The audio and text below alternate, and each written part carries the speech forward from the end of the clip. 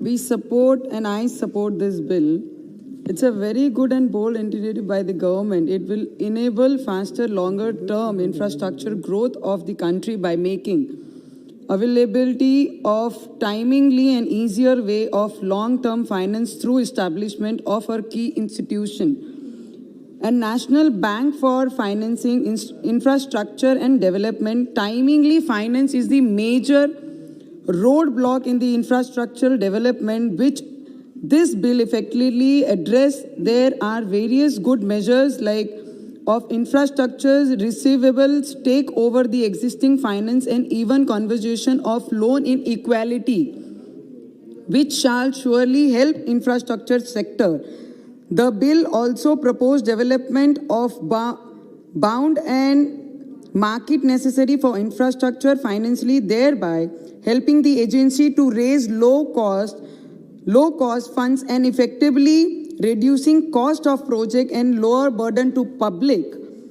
Despite getting best infrastructure, the bank is being established with the development objectives, the coordination with the central and state governments, regulators, financial institution, investors, and such other relevant stakeholders to facilitate building and improving the relevant institutes to support the development of long-term non-resource infrastructure financially in India, including the domestic bonds and market, shall also help some medium enterprises in this sector and grow properly.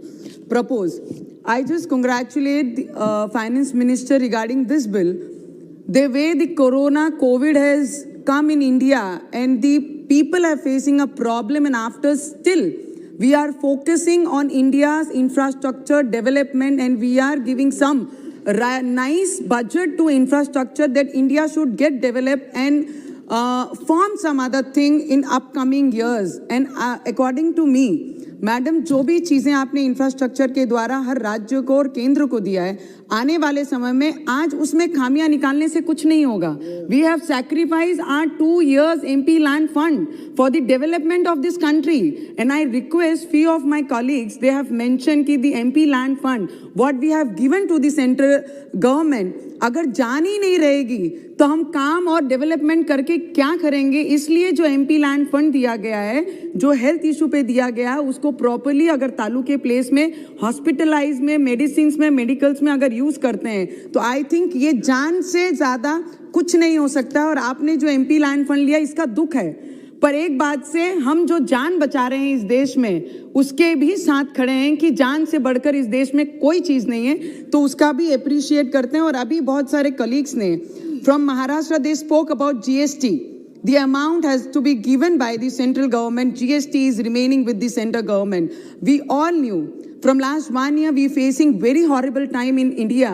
और हमें उसका बोलते हैं कि भावना पता है कि आपका नहीं देने का कारण क्या है, पर फिर भी मैं आपसे विनती करूंगी जो GST हमारे महाराष्ट्र की सेंटर के तरफ कुछ बैलेंस है, आपने कृपया करके अगर वो GST देंगे, क्योंकि हमारे राज्य में आज हॉस्पिटल की परिस्थिति बहुत खराब है.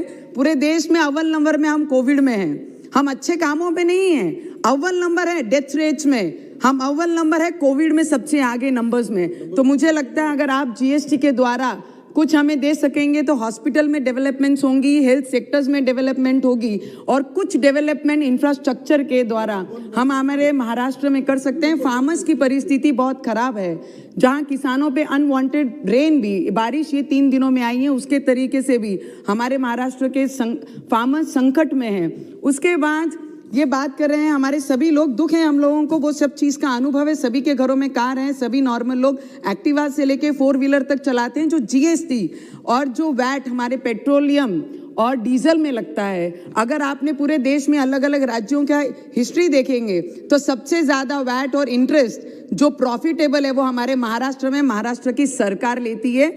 और उसके पहले बहुत देवेंद्र फडणवीस साहब जब थे तब इन्होंने जो भी टैक्स रेट्स बढ़े थे उसमें कम करके हमारे महाराष्ट्र के लोगों को सुविधा दी.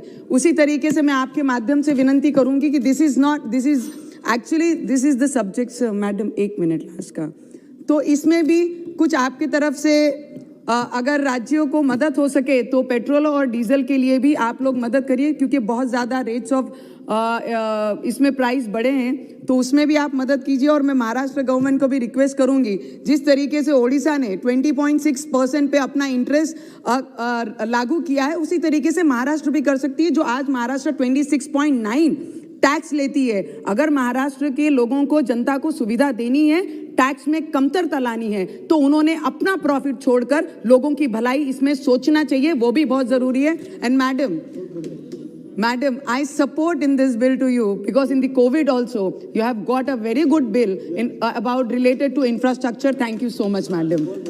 श्री भोला सिंह जी 5 मिनट। बहुत बहुत धन्यवाद सभापति महोदय।